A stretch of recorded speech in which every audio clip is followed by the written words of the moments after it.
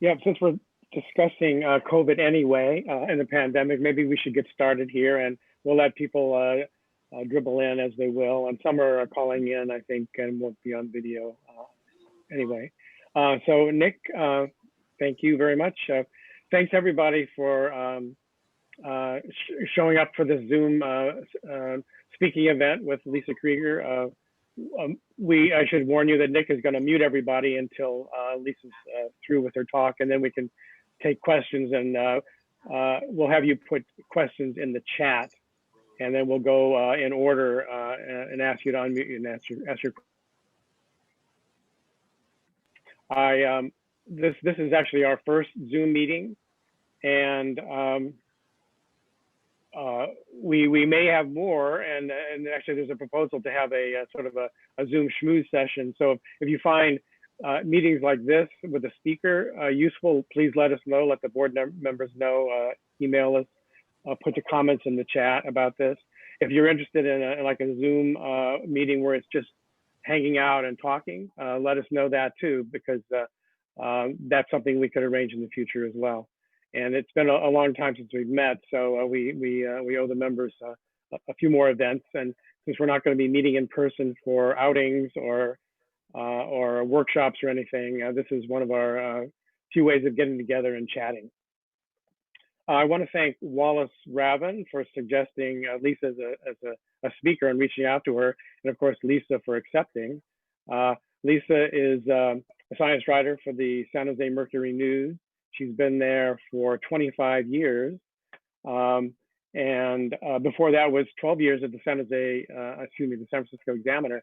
And during that tenure, she's covered many plagues. She'll talk about the pandemic that she covered in the 80s and move on maybe in reverse order about today's COVID pandemic. And her main focus will be on what it's like to cover this and what it is like to report on a pandemic from a major newspaper in the country. I don't think there are any other announcements we have there, but I think we'll launch right into Lisa's talk. And like I said, hold your questions till the end. It'll be a little awkward to answer them during the middle, and then I'll call on you afterwards to ask your question. Thank you, and Lisa. Thank you, Bob. Thank you, Nick. Thank you, Wallace, for putting all this together, and great to see everyone, even virtually. You know, it's really, really, really nice. Miss the camaraderie, miss the newsroom. So I am going to share my screen because I've got a PowerPoint here. Let's see.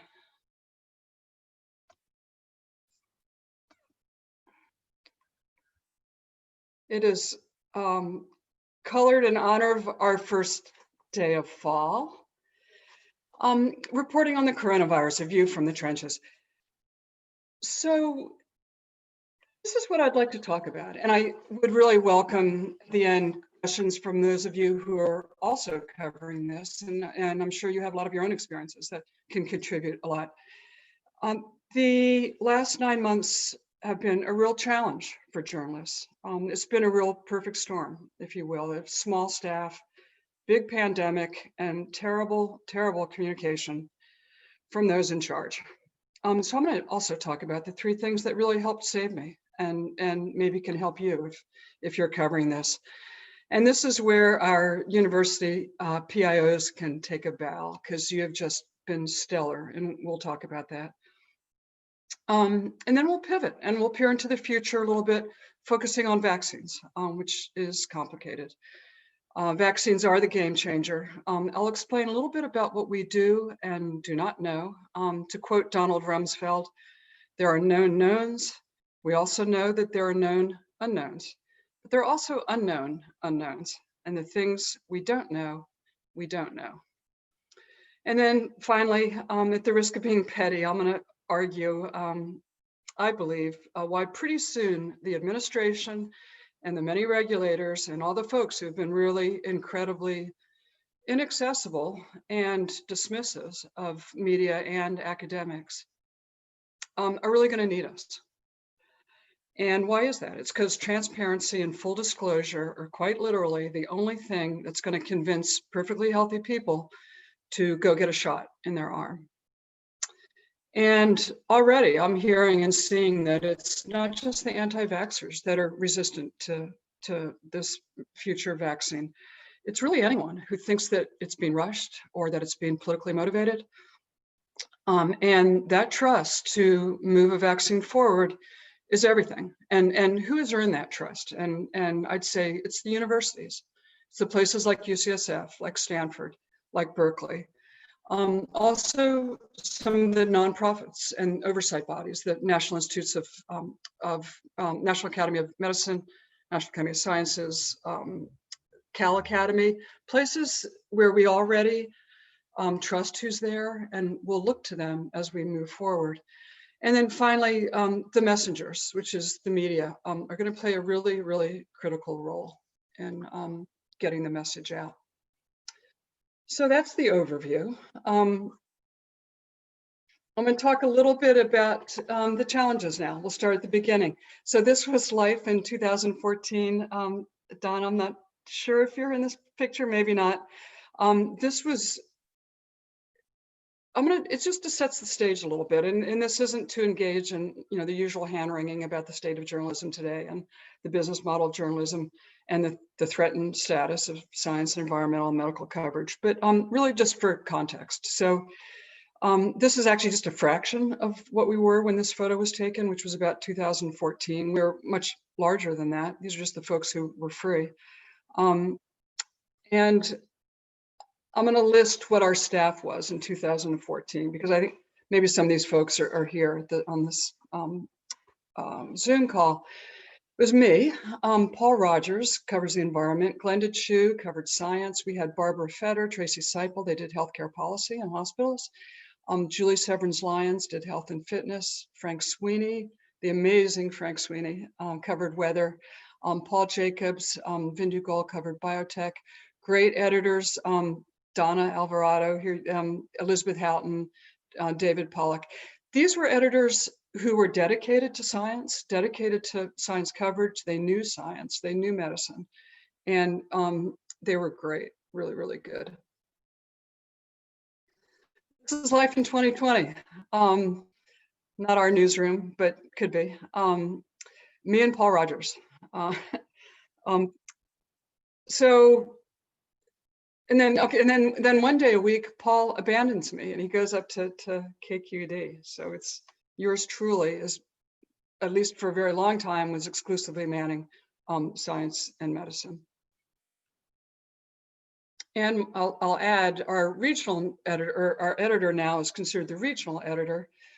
So she is responsible for news from South San Jose up to, Emeryville, Richmond, Pleasanton, Walnut Creek. She's got a lot to do. And then on a happier note, this is what's happened to our readership. So from 1851 to 2016, we were the San Jose Mercury News, and that was pretty much it. It was the South Bay. And this is us now. So we have this hedge fund that owns us now called Alden Global Capital, based out of Greenwich, Connecticut, vulture capitalists. So yes, they cut staff, but they've also consolidated and merged and they bought a lot of other papers. So the content that we produce goes out to many, many different outlets. So it gets featured in the Sentinel and the Herald and the Marin IJ, all the community papers, and then also Southern California News Group picks up our stuff, as do the other digital first, they call it, the Alden papers, which is, the Denver Post and beyond. So of course, anyone who's any random part of the world who's reading online is reading our content. So short staffing, big expectations, and then along comes a virus that's mysterious. It's what, like 60 to 120, 140 nanometers small, tiny, tiny, tiny. And it's killing, as of today, I looked it up, 932 Americans on average every single day. So this was the beginning of some of our early headlines. I started covering this late December, early January. I had to laugh when last night looked at some of the headlines. Our biggest concern at that point was, can I get a coronavirus package delivered from China? In other words, is my iPhone going to give me COVID? How to prepare for a likely US outbreak, word likely. And then how will it end, which is hilarious. Like we had any freaking idea in February when that story was written. But that's what we were writing. And then the pace really picked up. This is a virus that causes this crazy spectrum of illness, right? You can feel great, like this fellow on the left lives up in San Carlos. He worked out and was hospitalized for days, and they finally released him early because he felt so good. Never felt anything. Or you can die. An inept response by a science-hostile administration which distrusts academia and dislikes the media. So that's the context. So the news exploded. It became really clear that the end was not around the corner, like we were talking in our chat, we all anticipated. And then science and medicine coverage got really important, really important. Front page story almost every day. And this is where I'm going to pause and talk about back up. Talk about 1981, HIV. One of my really most enduring memories of that year, of that time, was, there was this thing called gay-related immune dysfunction, and we were all invited. Anyone who was a major player in the media landscape was invited by the Centers for Disease Control to come on down for this first conference we had. And I'll never forget, it was lunch. We were eating sandwiches, standing around Dr. James Curran, who was the director of the CDC at that point, asking questions, and he was answering. And maybe some of you were there. It was really remarkable. And it really felt like we were a team moving forward on this really, really awful virus. Now, and we'll get into this further, but the federal authorities, the regulators, the PIOs for these federal authorities, people who are ostensibly in the communication business, they're getting paid we're paying them with taxpayer dollars, are essentially unreachable. They release what they want to release, when they want to release it. Interviews are not granted. Basically, everything has to come from the White House, which of course does not grant interviews unless you're Fox. There's been a lockdown on information that I've never experienced in my whole career, and it's really been quite stunning. So yeah, if you made a call back to CDC or HHS back, in May 4th, and you're still waiting for a return phone call, join the crowd. That's been everyone's experience, and enormously frustrated. Things started more or less okay. I'm going to back up a little bit here. February and March, pretty much clockwork. Every morning at 9:15 Pacific Standard Time, we could, in the AM, we could get a daily media briefing by the CDC. Dr. Nancy Messonnier was director of the CDC Center for Immunization and Respiratory Diseases, was great. There are even transcripts by like noon, you could have a transcript. And then she made the mistake of warning that, quote, disruption to everyday life might be severe. And she became one of the disappeareds. I'll never forget it. I think it was like March 13th or 14th, waiting on a press call, 9:15, and she never arrived.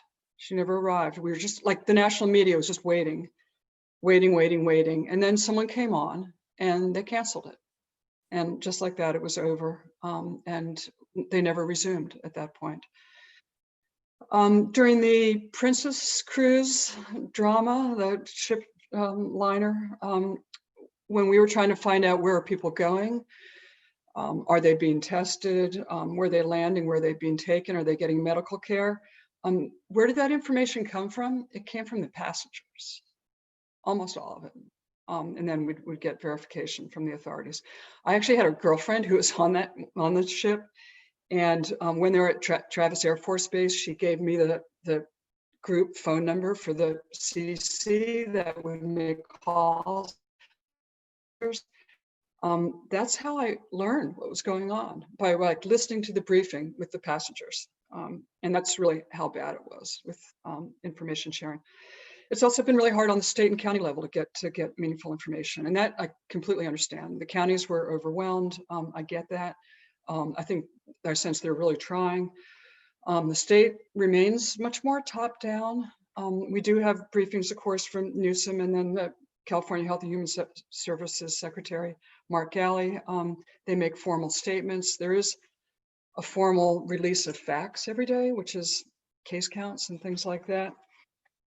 But boy, it's real hard to cover what's going on.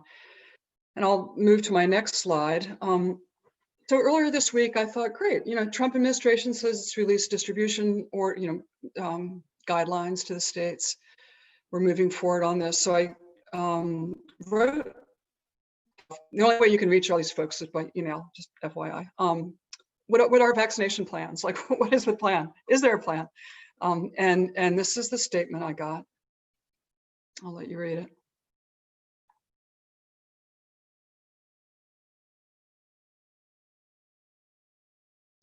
So that's it. It's what we know. And that's all we're getting. I asked for an interview, no interview is possible. This is their statement and sticking to it. To their credit, I think the state will insist that whatever data is available, that it gets to see it, presumably before anything happens to it. So I've got to say, I think this is where you learn where your sources are. And I really regret not having deeper sources in the California Department of Public Health. It just wasn't on my radar screen, right? I do clinical medicine and science. Wish I had folks at the CDC and HHS. I have gotten amazing, lovely, important information from clinicians and from people who are testing, and of course from patients and their families. They've really been helpful, but in a vacuum. So who has saved us through all this where we're not getting information from the authorities? Academic experts. UCSF, Stanford, and Berkeley have been absolutely essential, absolutely essential. Their grand rounds, their media briefings, webinars, the PIOs, and I'm preaching to the choir here, that just scrambled so hard to make an expert available at any time. I've been able to get cell numbers of just, world-class epidemiologists and clinicians. And these are people who return your call, and they've been so helpful. And to me, it's really, I've been doing this for many, many, many years. It really shows me their true colors and their commitment to public health that we don't necessarily always see. So speaking of where we get information, we can talk about this. I actually just discovered this week for those of you who are trying to stay on top of what's happening with science. So MIT, you can see up in the corner, they're offering a class that's like public for everyone on COVID and the pandemic. Look at who some of their speakers are. So Fauci, Fauci spoke today, taught a class. Eric Lander, Britt Glessinger, who's I think Berkeley. Anyway, this is where we're going to learn about this. And thank God, it's been really, really good. Oops, sorry. Also, smart nonprofits. National Press Foundation offered a 5-day vaccine boot camp, they called it, and it was great. I just learned as much as I could, learned everything I could. Really, really good. And of course, these other folks have been stellar as well.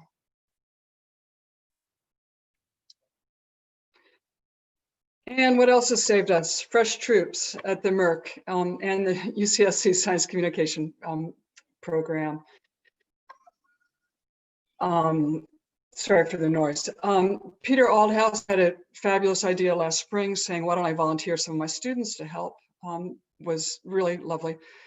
Erica Check-Hayden, you all know, directs the program. She sanctioned it. We had interns who contributed stories, and basically everyone in the program contributed stories. It was just really thoughtful. And also the Merck has brought in some folks, sort of a divide and conquer strategy. We've got a general assignment reporter, John Wolfolk, who is now covering testing and schools. It's been really good. Our housing reporter is covering COVID and the homeless. We also have another housing reporter covering hospitals and healthcare. She gets pulled around. So we had a brand new hire who's a kid just out of Northwestern. He's probably 25 or something, brought in to do early morning, or actually he was brought in to do high school sports initially. And now they have him working the morning desk, I think starting at like 5, posting online, which is all a lot of COVID. It's all stuff from back east. And he's been great. He's been really, really, really good. So, opportunities here too. People are getting clips and getting opportunities they wouldn't have had otherwise. I'm going to talk a little bit, if I could, this is a little bit of a tangent just about my workflow, because people ask, and be interested in hearing how other people do things too. Essentially every day, sometimes 2 or 3 times a day, there's a webinar or a briefing or something, and it's impossible to sit and listen to all of them, and also file a story that day if you've got a daily story. So I've been recording them all. So, you just hit play, put your phone by it. I use voice memos, you could use anything, record it, then you email it to yourself, then you download it, and then you upload it to a transcription service. I use Otter AI, which is really actually pretty accurate, pretty good. And then from that, you can just cut it and put it on a Word doc and then go through and read it and really identify it. You can say, this is about vaccines, it's about therapeutics, it's about testing or whatever. And then I just save all those Word documents and then organize by subject and break them up by subject. Of course, have everyone's names. It's a great way to just have a huge reservoir of material and learn about subjects that are really, because at night, over a glass of wine at night, you can go through and read all of these, and really keeps you current, which is really, really great. The other thing I've started doing, because a lot of these have a lot of different people speaking, or if you're doing a lot of interviews in the course of a day, I will color code each person, each individual, like, George Rutherford might get an orange and, someone else might get a green. Because if you're on a really tight deadline, and we'll talk about deadlines, you're having to pull from all these sources, right? And then pull a story together, and it really saves you can see everyone who said anything notable has been highlighted because you've already gone through that, and then you can not misattribute something or misquote someone, and it's all right there. And then you can just go through and do a clean write through, organize it, and make it lovely, and you've got everyone there. It saved time, and it saves my nerves. It saves you from waking up in the middle of the night thinking you might have misquoted someone. Third thing is not my favorite, not my strong suit, but it's gotten better, is organization and structure. So I typically start like 7:15, 7:30, and I'll morning routine is just to get on email, check and see if the cities, the counties, or the state have released anything, and then university emails, and then also looking to see what's scheduled for press briefings and webinars. A lot of them, some of them are back east. Harvard has a lot, and the Chan School of Public Health and Hopkins has them too. So you're often playing catch up by 7 or 7:30. Twitter, got a whole list of experts. You all probably have your own favorites. I'm happy to share. Of course, the New York Times coronavirus newsletter. Stat News is indispensable, absolutely indispensable. And then, of course, the journal Science. And then I read the Chronicle and the LA Times and the Sacramento Bee, or skim it just to see what the competition's doing. And then 8:30, the clock starts at work. So we have a team meeting. And what's great about that is all these people I talked about who have joined us for COVID coverage, you can really figure out who's doing what. And then you consult with graphics and photo. 9:30, you send in a budget line with all the components of the story for the editors, because they have their meeting at 9:30, and then they have another meeting at 1:30. Deadlines are early these days. They've gotten in this. I hope the PIOs know this. I think we've probably told them, for reasons relating to printing presses and God knows, who knows what else, access to copy editors. They're super early. It's really hard. It's a real pain. But it is what it is. And then 4 or 5, the story is exported for copy editing, which last I heard it's done in like Monrovia or someplace. And then print, and then that day is done at that point. On any given day, these are the stories we're handling, and this is the beauty of that 8:30 meetings. We can figure out who's doing what. It just, COVID is huge, right? There are just so many components. The bottom 3 I tried to highlight. Those are mine. So clinical care, or the course of disease, potential treatments, and then vaccine candidates. And fortunately, I've been able to hand off a lot of the other.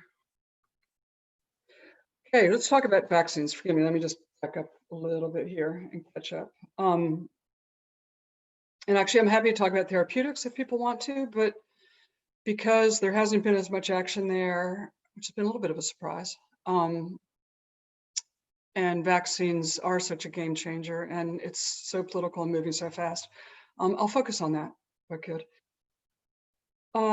So what do we know? What's ahead of us, right? And we're basically looking at the next 6 months. What's going on? There's unlikely to be a vaccine by November, contrary to some of the other president's assertions. And why is that? It's because vaccine trials aren't pegged to a calendar, right? They're only over when there are enough statistical endpoints, which is the data that would show that unvaccinated people get sicker than vaccinated people. That's what you're looking at, of course, to make a decision. You need those endpoints to actually decide whether this works or not. And that takes time. And how quickly that data comes is often reflects the infection rate in the community. Are people masking? Are people hanging out at biker bars? So that's the data we're waiting for. And anyone who's anyone is saying it's going to be really hard to have that data by November. But there should be some meaningful vaccine data by the end of the year. And why is that? So what they're saying, at least this is what like Pfizer's saying, who says it's expecting some maybe by October, the end of October, based on the size of the study and then the infection rates in the community, there will start to be some endpoints that they can see and to give a suggestion that something's working. So we'll wait and see, but we're looking at November and December for that. This like there's a great editorial in the Times recently that actually looked at the protocols of the three leading candidates and took issue with some of them as to, what defines success, right? But anyway, what will this data look like? It'll compare the rates of infection versus protection in 2 groups, right? You've got a placebo and then you've got somebody getting vaccinated. So that's the gold standard, right? You'll look at that. But there are all these other things they'll be looking at too, and a whole lot that we still don't know. So one is, what actually are the correlates of protection? Is it antibody titers? Is there T-cell immunity? Might there be cross-reactivity with other coronaviruses that plays a role? What's the strength of this immunity? What's the duration of the immunity? What's the optimal dosage? Do we need boosters? Short answer is probably yes. Probably be a month after the first vaccine. Do we need an adjuvant to power up the vaccine? What's its safety going to be over time? And boy, that's something that you really want those trials to last, right? Because a lot of this safety stuff doesn't come up right away. And that gets to Rumsfeld's unknowns, because we don't know. The editorial that was in the Times was talking about some of the endpoints for at least 1 or 2 of the major candidates being protection from mild disease. And they were arguing, that's really not what we care about. We care about people that don't die. If a vaccine lessens the severity of an illness, that's great, right? That's really, really great. Let's hope for more. But if we can keep people from dying, that's great. Right now, we can talk about this later, the FDA is saying it will accept for licensing anything with 50% or over effectiveness, quote unquote. But again, it means it's open to debate as to what effectiveness means. And let's hope we get better than 50%. If successful, and we do stay on this timeline, that'll represent the fastest vaccine development history. So why is that, right? Why are we moving so? We're moving fast, not just politics, it's actually the science has gotten really, really good. So we've got these new gene-based technologies that are faster than the traditional techniques. You know, we're not having to like grow vaccine viruses anymore to make, we've got the messenger RNA and some of these other gene-based technologies are super fast. The phases of clinical trials are now overlapped. So I'm sure you're all familiar with phase 1, 2, 3 of clinical trials. You probably know or may not know that 1 and 2, so 1 is safety, 2 is safety and efficacy in a small group, and 3 is efficacy in a huge group, like 30,000 people. They're overlapping them so you can collect data on both safety and efficacy as we're proceeding. And then the manufacturing facilities are already producing these vaccine candidates, which is pretty crazy when you think about it. And of course, they're only doing it because they're being bankrolled by the federal government. There's no company in its right mind would produce a product that could not be, might not work, right? So as soon as we do have something that looks promising, it'll be good to go, or at least coming out of manufacturing. It still needs to be packaged and obviously distributed and all that. There are going to be a lot that are going to end up in garbage pile someplace because this is all happening sequentially or in parallel, all at the same time. So who's reviewing this clinical trial data? That's the $64,000 question. What we've been told is that there are independent experts, and it's not the White House. So this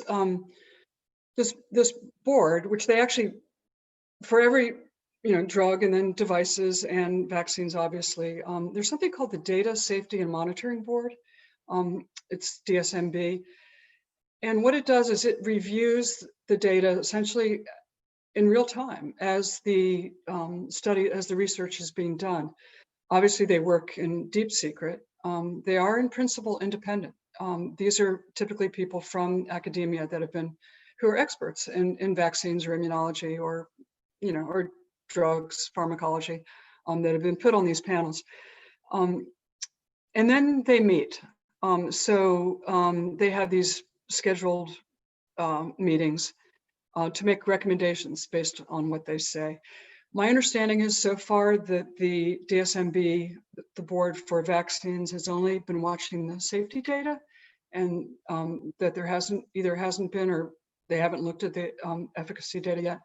There's going to be a meeting in October, mid-October, I think, and then another one in December, where they'll actually be looking at some of the efficacy data. It's going to be a really important meeting and a lot of people paying attention to it. The next step, let's say things look good, is for the vaccine manufacturers to seek a license from the FDA. And there you've got an FDA committee then that needs to evaluate the data. That's called the Vaccines and Related Biological Products Advisory Committee. It has 15 experts. These experts were actually selected by the FDA commissioner. So one could argue how independent they are, but they are experts. And they review the safety and efficacy. This meeting is supposed to be public. It's really, really important that it be public. So their next meeting is scheduled for October 22nd, which is 2 weeks before the election. We're really doubting there's going to be any substantive data for them to look at, but there you have it. The FDA commissioner, the FDA will typically follow the committee's recommendation from this, but not always. And there are concerns that the FDA could be overruled by HHS, i.e. the White House. We can talk about that. But there have been some very strong statements coming out of the FDA, Peter Marks specifically, saying if he is bullied, he'll leave, he'll resign. And he's the #1 point person on vaccines. And then there's a faster way as an alternative to licensing. And you all probably heard of this. It's emergency use authorization for an unlicensed vaccine. So what is this? So it doesn't require full completion of the full phase 3 trial, the 30,000 people. Instead, it can often look at like surrogate markers. Let's say antibodies look really good, actually, rather than actually waiting for proof of protection. Or maybe they see enough in a small number of people, they might say, so this isn't, the FDA wouldn't approve it, it just authorizes it. So why does this sound familiar, right? Well, that's what happened with hydroxychloroquine. That's what happened with the convalescent plasma. Both of those got emergency use authorization with essentially little or no proof of or evidence of efficacy at all, and were used. They're out there. So people, so this has issues, and we can get to that.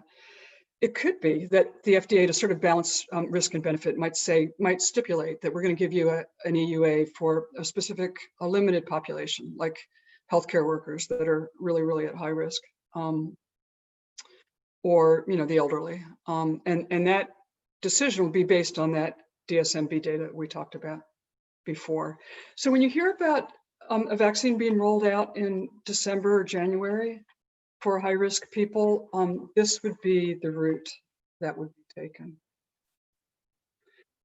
But it has issues. And this is really interesting. There was a Stanford webinar, Grand Rounds last week, where they were saying that most of the companies that are now producing vaccines, the CEOs are saying they will not activate this emergency. They won't ask for emergency use authorization. So, which is interesting. And why is that? It's because when you're in the middle of a phase 3 trial and then you discontinue it, or you pause it, suspend it, or stop it, and get this emergency use authorization, you're never going to get the data you need to really prove really true efficacy and benefits. So the manufacturers, might want to wait, right, for better data before they commit to this really expensive process for something that we really don't know all that much about. They might worry about the safety, the liability risks, right, if they get something out there and people start getting hurt, getting sick. And then finally, Americans might not trust it. People saw what happened with hydroxychloroquine, and they might say, you know what, we're going to sit this one out. And that's really not going to help. At that point, like, what matters is vaccination, right? Not vaccine. We don't need vaccines. We need vaccination. We need both. But this is interesting too. So all vaccines aren't created equal. You can expect a whole bunch of them with different risks and benefits. So people are saying there'll probably be a portfolio eventually of vaccines, and we're going to have our first generation, and then we'll have our second generation, maybe in April. So, and also it's really interesting. So vaccines aren't black or white, right? It's not like they always work in everyone with zero risk, right? There's this huge spectrum. Like, there's not a vaccine out there that doesn't have some side effects. So it's all about weighing the risks and the benefits. Someone out of, I think Hopkins was saying last week that it could be that the most effective vaccine might actually have the most risk associated with it, because it's going to be activating the immune system in a really profound way, and to the greatest degree. It could also be that some vaccines are better for some populations than others. The elderly, clearly, who really are operating with very, not a very strong immune response. So they might need something very different from your average 18-year-old. Pfizer Limited, who's first? Well, this is sort of a working list that's been released. It's all tentative. That there'll be several phases, right? And you all probably read about this. Phase 1, folks who get it first will be the frontline health workers, maybe the first responders, older adults in nursing homes, skilled nursing facilities, people with really significant illnesses for whom COVID would be deadly. Phase 2 could be essential workers, teachers and school staff, especially elementary schools, where the kids, they're not learning online. So let's get teachers back if we can, people with moderate illnesses and older adults, maybe people in homeless shelters or group homes or incarcerated people. Phase 3 will be the rest of us. So looking ahead, how are we doing on time here? Sorry. Looking ahead to next spring and summer. Actually, forgive me. Okay, we'll talk about that. So April is round 2 is the assumption. We'll start seeing some of these second generation vaccines. They'll probably work better. Undoubtedly will work better. So maybe in June, we'll see some more widespread distribution in the general population. Maybe in July, we'll see people coming back to work. Who knows? Actually, I commend to you, STAT has a really beautiful piece it just put together, looking 1 year out, just amazing. And like, what can we expect? And here's a quote from Tony Fauci from last week. The sense of going back to some degree of normality, it's very likely been the first half to the third quarter of 2021. Now, of course, anything could blow up. A couple bad adverse reactions, bunch of deaths, or vaccines that don't work. But there's cautious optimism. I want to sort of now pivot to sort of the final point, and that is, let's say efficacy is 50 or 60%, which is what the FDA is saying it'll accept. Hopefully we'll get more than that. If the vaccination rate is 40 to 50%, which I think the flu is, you can correct me if I'm wrong, I think it's like 45%. I'd be surprised if we get much above what we get for the flu, but we'll see. Like, do the math, right? So how many Americans will actually be protected? And I'm envisioning more masks in our future. So what we need to do then, clearly, to get beyond masks, is to boost the vaccination rate, number of people willing to get vaccinated, and total transparency of the data, the risk versus the benefits, is really the only way to earn public trust. I love this quote from Nicholas Dirks, the New York Academy of Sciences. Politicization of the whole vaccine development and rollout process has been really very destructive of the public's confidence. Everyone who's involved in vaccine development needs to be as transparent as possible. So, you can't talk your way into trust, right? Like, you don't build trust from pronouncements on a podium. Like, people are going to get vaccinated if they want to get vaccinated. And I'm guessing there are a lot of perfectly very reasonable people who are going to sit it out initially. And maybe we talk about herd immunity. Maybe they are hoping that herd will be, I don't know, someone else's child or parent or loved one. And the only way to build trust is to demonstrate that you and the process are trustworthy. And for that, and this is going to pivot back to our universities and our nonprofits, those are the outside neutral voices. And folks with ties to academia and not politics, people who provide the essential oversight, people who demand transparency, is going to be essential to get us to where we need to be.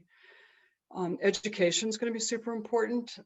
Cultural leaders, not just political leaders, are going to be important. If you're 25, are you going to listen to Gavin Newsom, or are you going to listen to Steph Curry? If Steph Curry is getting a vaccine, then that'll help.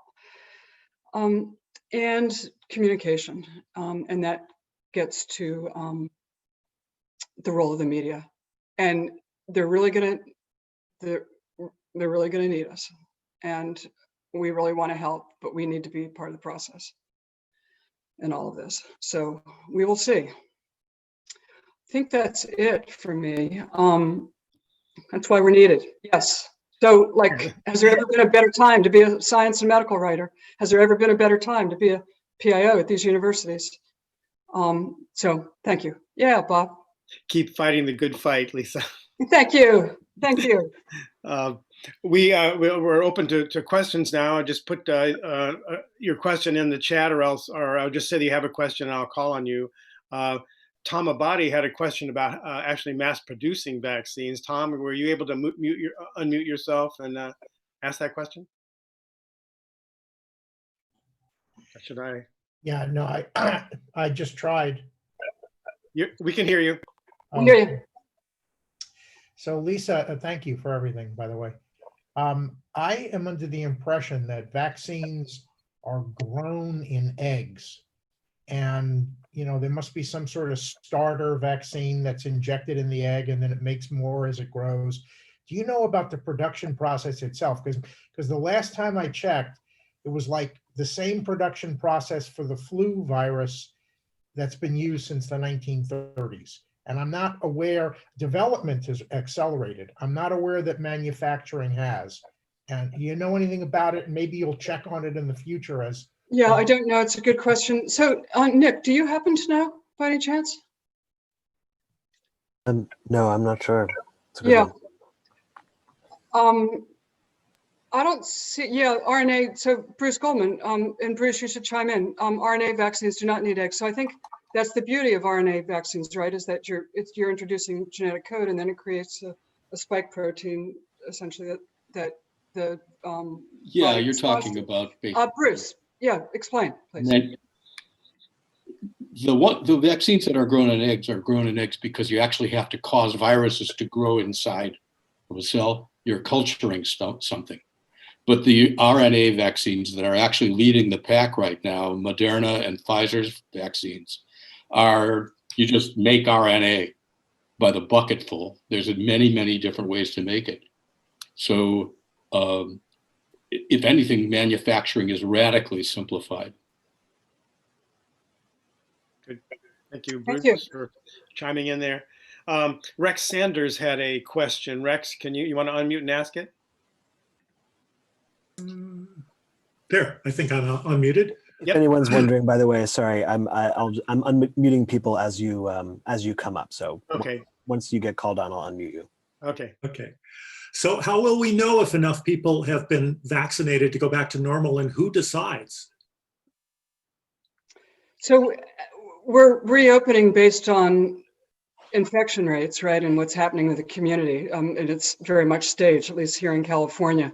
So one would presume that as vaccination increases and infection rates drop, you know, a vaccine herd immunity, not a, you know, dead sick people herd immunity, that then the governor and the counties will continue to loosen up.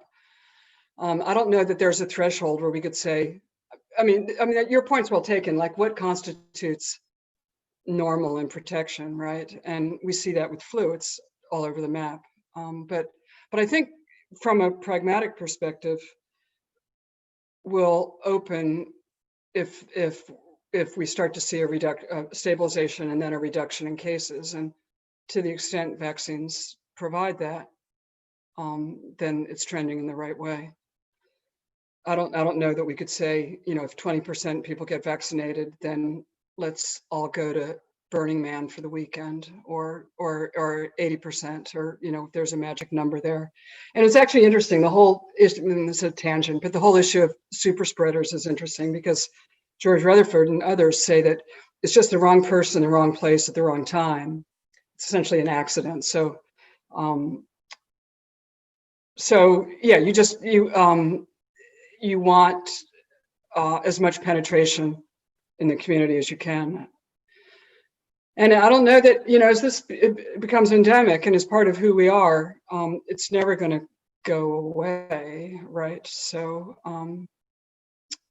you know, the answer to that question will depend also as to who you are and where you go and what's happening elsewhere in the world. And what continue, yeah. Anyway, thank you. Long, interesting thought.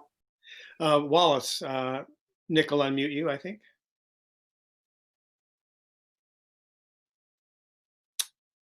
You there, Wallace? Okay, am I live?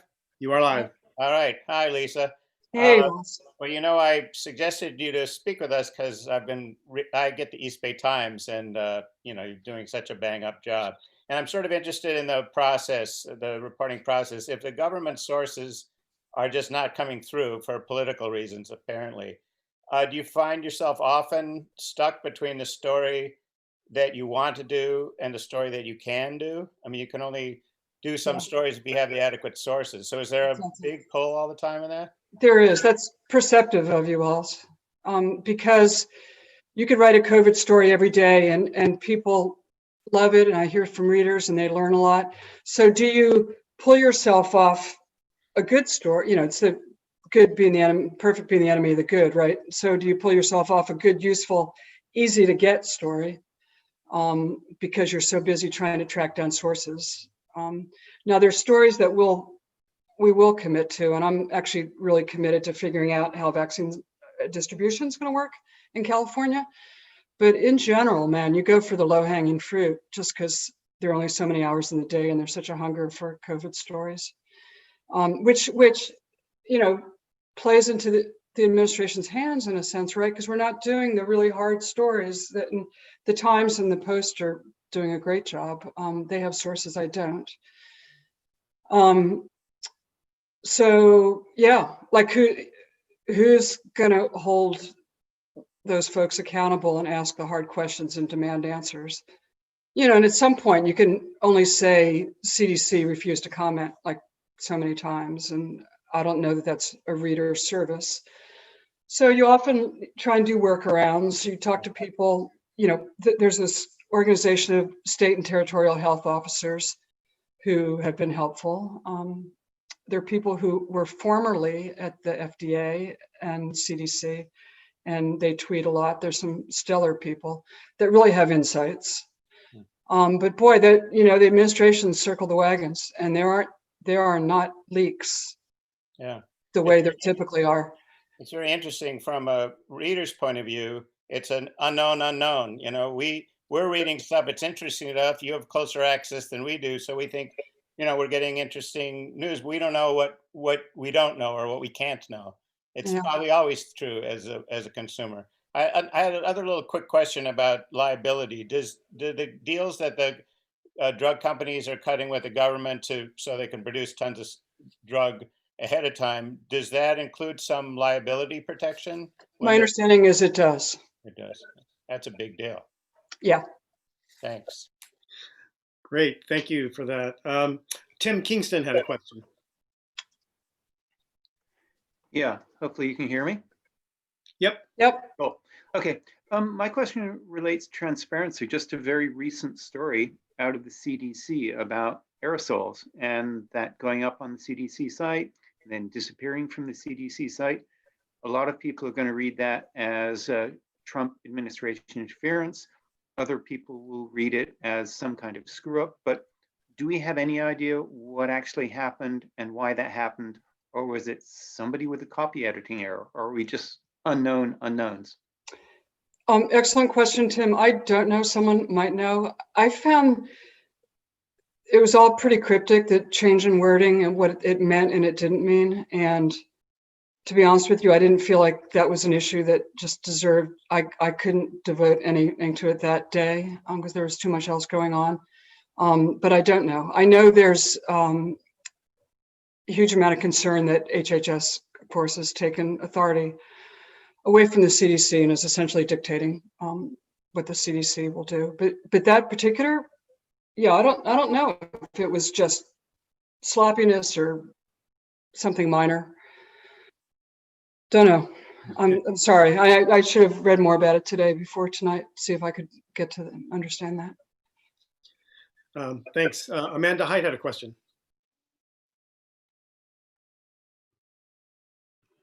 Yes, can you guys hear me? Yep. Yeah, I was just curious, you know, what you anticipate in terms of people's willingness to get a vaccine, especially a first generation one, because I feel like all I hear is I would never take the first thing to come out, right? So, I mean, all this work that goes into making vaccines, you know, what you anticipate is the challenge to getting it to people. Right. Good question, Amanda. So there have been surveys done and willingness has been really, really low.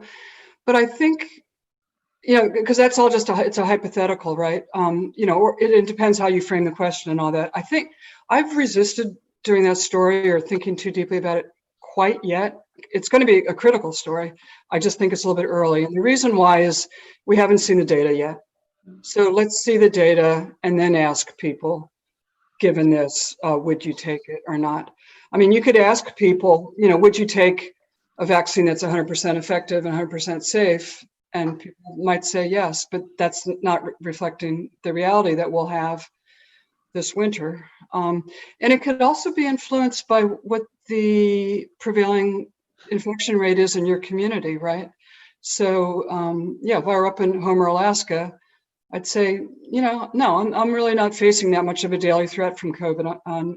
Whereas, you know, if you're in New Orleans or South Central LA or something, it's very different. Or if you're an essential worker being exposed all the time, or if you're a healthcare worker. So it's what's fascinating is it's a very personal, but also cultural and social decision. And I haven't wanted to write a story about vaccine skepticism by smart, well-informed people quite yet because the data isn't there. I think once we have data, we could say, is this something you'd step forward for or not? I don't want to doom it quite yet.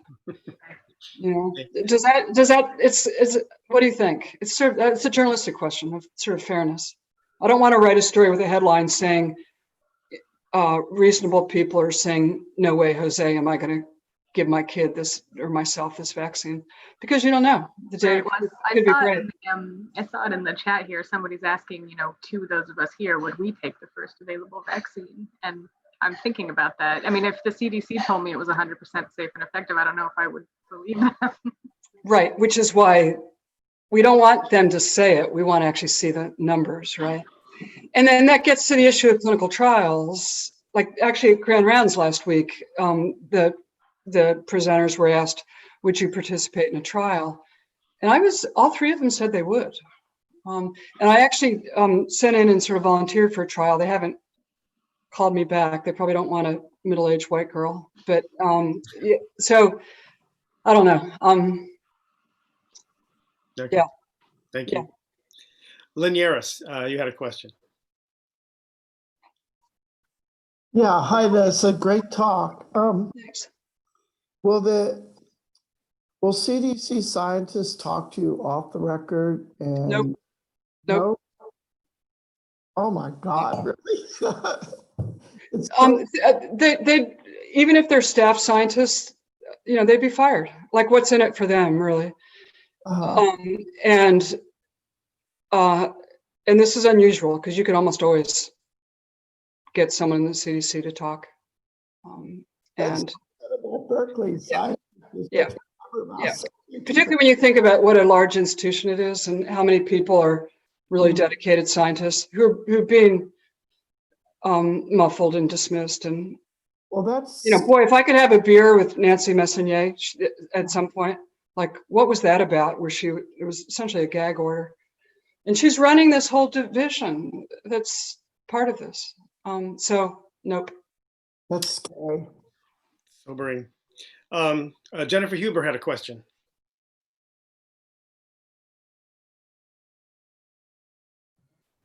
Actually, I was just trying to get people to vote yes or no by raising your hand on whether you would whether you would likely take the first round of a vaccine. Great idea. Okay, those who are listening. Well, actually, I guess we can say yes, no. I haven't used yes, no, but there's a yes, no function next to the raise hand. See if we can get any sense of the audience here. So I would say do yes, no. Okay. All right. Yeah, Kathleen makes the point. It's contingent on the data. Yeah. And then a related but a separate question of would you volunteer for a trial? And to me, that feels a little bit different because there you're furthering research. I mean, yes, you are getting a vaccine, but you're furthering research and you're also being watched really, really, really carefully. Great. Ashley Papp had a question. Yeah, can you hear me? Yes. Awesome. Hi, Lisa. Hi, Ashley. Hey, thanks so much for joining. This has been awesome. And obviously, thanks for all of your hard work with keeping the public up to date with all of this. So I'm curious amidst all of the chaos, what are you doing to recharge and stay sane? Like, this is not coming to an end anytime soon. So how are you preparing and keeping going during the marathon? The spring and early summer was really hard. I feel like I'm paced better now. So there's a local pool that just opened up, and you can get a 35-minute slot if you sign up between like midnight and 2, because then they're all gone by then in the morning.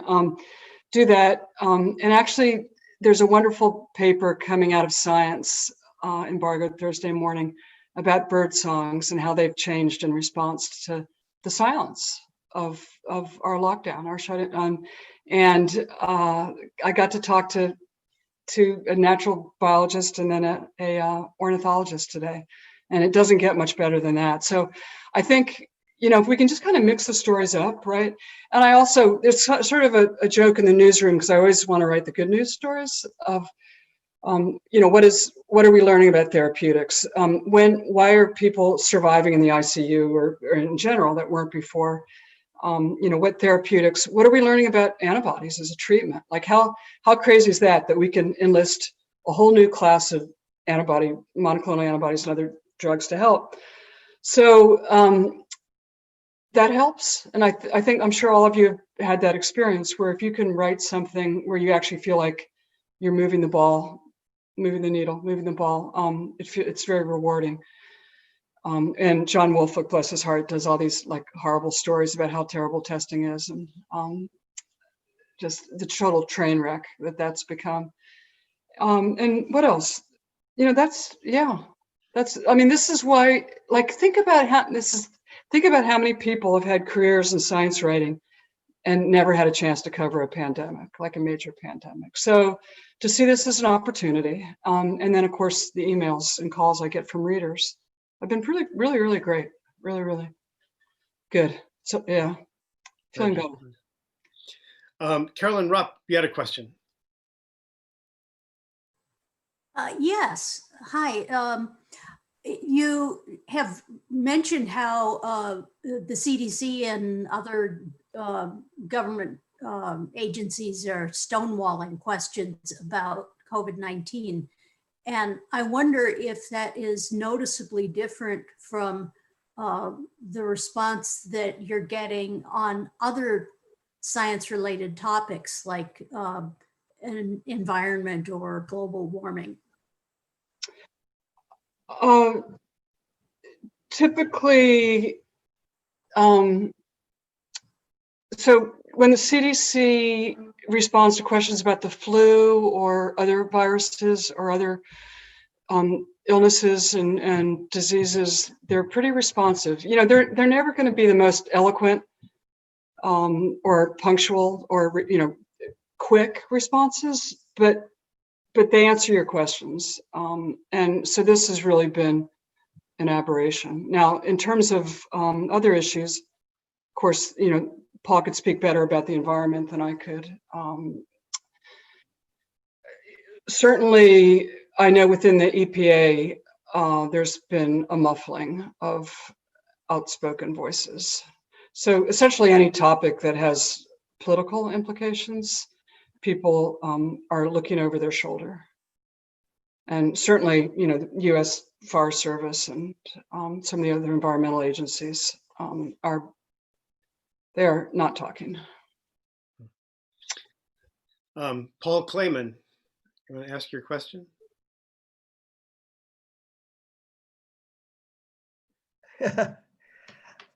Oh, yes. Well, I had several, but my last one really was about what if another pandemic manifests itself in the relatively near future, overlapping this one or just after.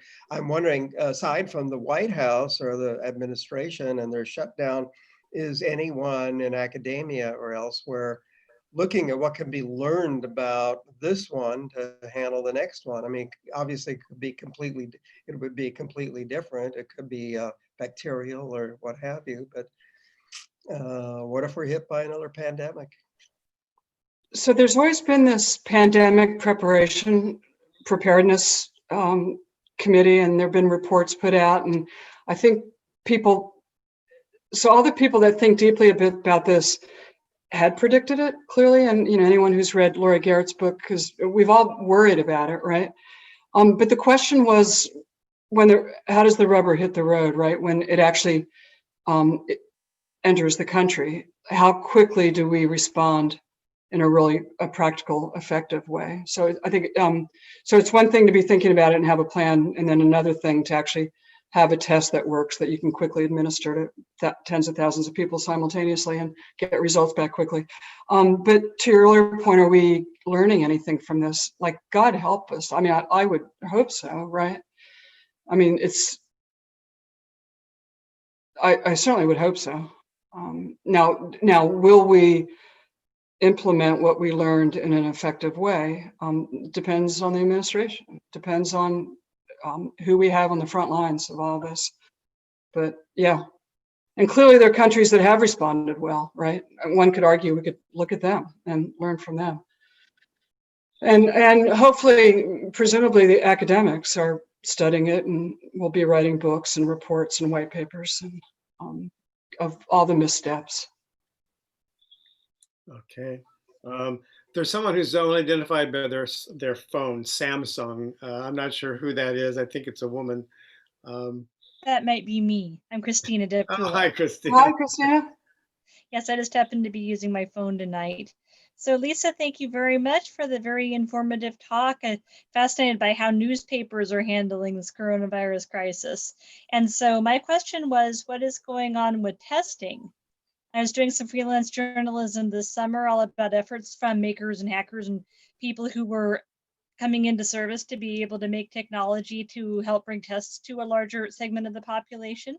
So I'd just like to know what is going on there, any advances with testing, whether RNA or, whether. Yeah, absolutely. So, PCR clearly is the gold standard, and it's got an accuracy rate, Nick can correct me if I'm wrong, or of what, 95, 98%. Antigen testing is a lot faster and less accurate, but super, super effective. And I think it's becoming really clear that there's a big role for antigen testing moving forward, because you don't need this, whatever, $20,000, $50,000 piece of equipment running PCR to get if you're a clinician and you need a diagnosis and PCR, and you have PCR there in your medical center, that's great. But if you're running a nursing home and you want to test your staff when they come to work in the morning, that's not PCR, that's an antigen test. And their prices dropped, and some of them are already being used in nursing homes. I think they're like maybe $50 a test or something. But what we want, and what Michael Minnitt at Harvard is advocating for, and we talked about this a little bit before we started, and that is the $1 to $5 range, essentially a paper test, like a pregnancy test, that when you brush your teeth in the morning, you could take it, right? And it would give you a number, or it would turn blue or pink or whatever color. And before you go to work that day, if you're infected or not. Or if you want to, a crazy scenario, but if you want to go to a football stadium to watch a game, they could administer the test before admitting people, or a restaurant, or whatever. So that's the direction testing is headed, hopefully. Now, the problem, which Minna has confronted and talked about a lot, and that is the FDA hasn't yet approved a lot of these cheap tests because they don't have the accuracy rate of PCR. And within the FDA, if you're in the business of approving drugs and devices, you're looking for that 95, 98% accuracy. And we've got that with PCR. So the FDA is saying, we've got a test, we have a test that works. That's fine for the FDA. The FDA isn't in charge of public health. And what a public health agency, and one would hope be the CDC, although they're not in the job of approving things, is that they would say, from a public health perspective, a test that's 50, 60, 70% effective, that's good enough, right? Because it's not perfect, but if we miss your infection one day, we'll catch it the next. So Minna and others are saying that's really the only way we're going to get testing where it needs to be practical. If like even getting results in a couple hours through PCR. So Nick, what's PCR cost? Like $100, right? Or $120? It's not cheap, and it also needs to be done in a CLIA certified lab. There you go. So that's where we're headed with Yeah, thank you. And particularly if you want to also, get this stuff before I done. forget, Sorry, go ahead. Oh, no, please finish, Nick. I was going to say, particularly if we want to get this into under-resourced communities. Exactly. That's Exactly. critical. Thank you. Great. Thanks. Before I forget, you made a reference to newspaper deadlines. They seem hard. And then I got a friend who, Cynthia Gorney, who writes for National Geographic. Can you imagine trying to put together a magazine that publishes in 3 or 4 months? Like, how do you cover COVID in that time frame? So an old story by then. Yeah. Yeah. Alice Robinson, you had a question.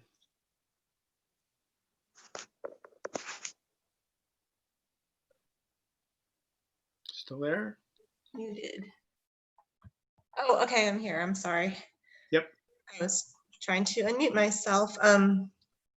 Thank you so much, Lisa, for doing this and speaking to all of us. My question was, when all of this arose, I tried to look for some definitive information on how the coronavirus actually began and why it developed right now at this time. And I never found anything that was concrete, really. I just wondered if you could shed any light, if you have any light at all.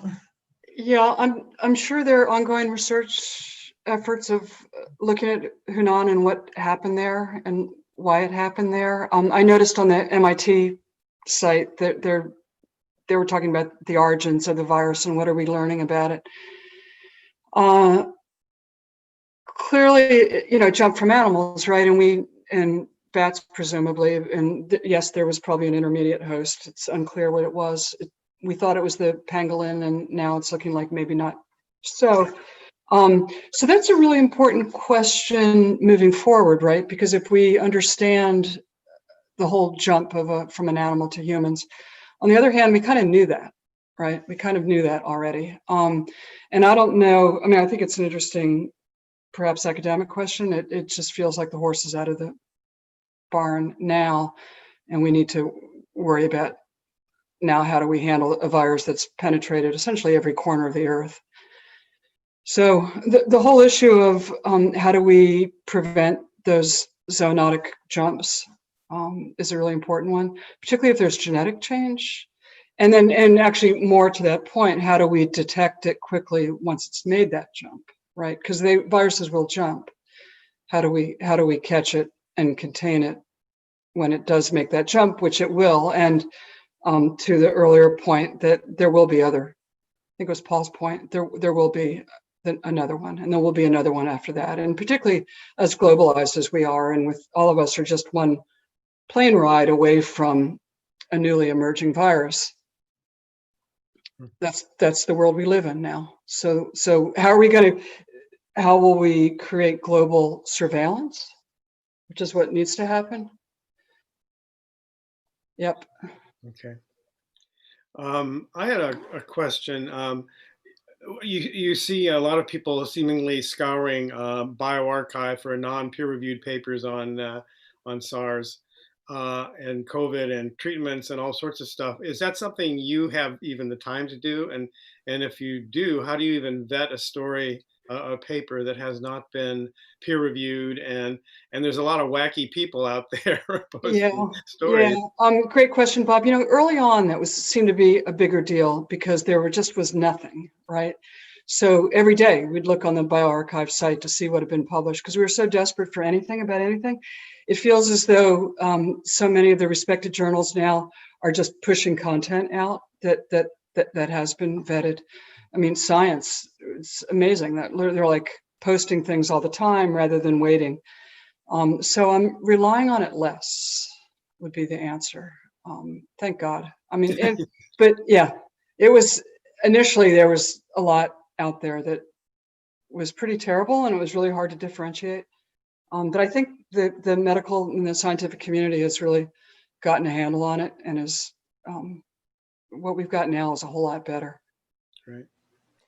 I also had a quick question, if you don't mind, sure, which is, one issue that I haven't seen a whole lot about is the effect that this has had on the frontline medical workers. We've seen a lot about how terrible it was in New York at the height of the pandemic there, and on Navajo Nation and other places.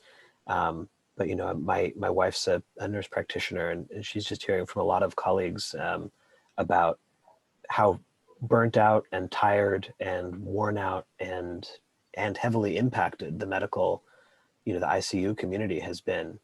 So that the longer this goes on, you know, they may not be able to train the next level, you know, the next generation of people if this, you know, goes on too long. I'm curious if that's anything that's come up in your reporting. No, it's a great story idea. That's a really good story idea. I was heartened today. The Wall Street Journal had a piece showing that applications to medical schools are up like 17% or 18%. Of course, that's what, you know, years down the road before they become clinicians. But yeah, what are we going to do about replacing these people? You know, for a hospital to really be prepared for a surge, and there will be surges. You know, we just had our second, and there'll be thirds and fourths. They need supplies, and they need staff. And there's three S's, I think. But that staff is critical. And when you look at why New York City had such a catastrophic experience and high mortality rate, if you look at their mortality rates, they're like tenfold what ours are. And why was that, right? It's because in the public hospitals, not the NYUs, but you know, Cornell, but the public hospitals, you had like one nurse for every 9 to 10 to 11 patients in the ICU. Completely impossible expectations of staff.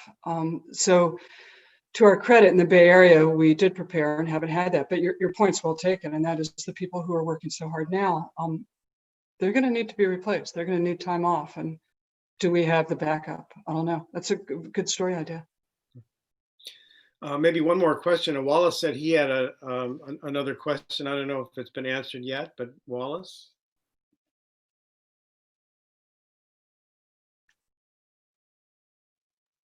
Okay, am I there? You are there. Okay, good. Hi.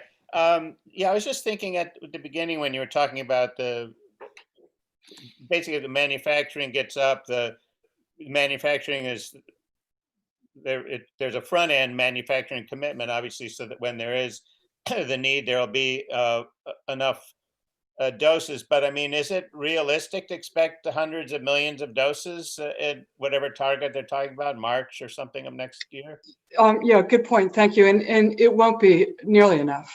It'll be something, and I may have misspoken that they are manufacturing fiercely now, but it's totally impossible and impractical to expect that there'll be enough. So I think that's at least part of the logic behind this phased approach, is that would give manufacturing a chance to scale up further.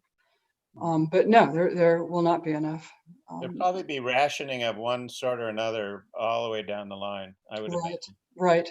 And a larger issue that we didn't have a chance to talk about, and that is in the international community, who gets first dibs, right? And how will, you know, if vaccines made in Belgium or something, and they're putting it on planes and boats to be headed to the US, like who's to say the Belgians won't want it? I can't imagine that would happen. But I think in a global pandemic, who gets it? And that speaks to the role of WHO. And then there's a whole COVAX agreement that's been reached internationally, of which we are not a part now that we've pulled out. So anyway, a good topic for a future NICSWA conversation, particularly as this all becomes much more real. What great questions, everyone. Thank you for participating. Really. Thank you, Lisa. This was very thought-provoking and sobering in many ways. And we'll follow your reporting to keep up abreast of what's happening. Thank you. Thank you. Thanks to all of you. Thank you very, very much, Lisa. And thanks for all the great questions. To you.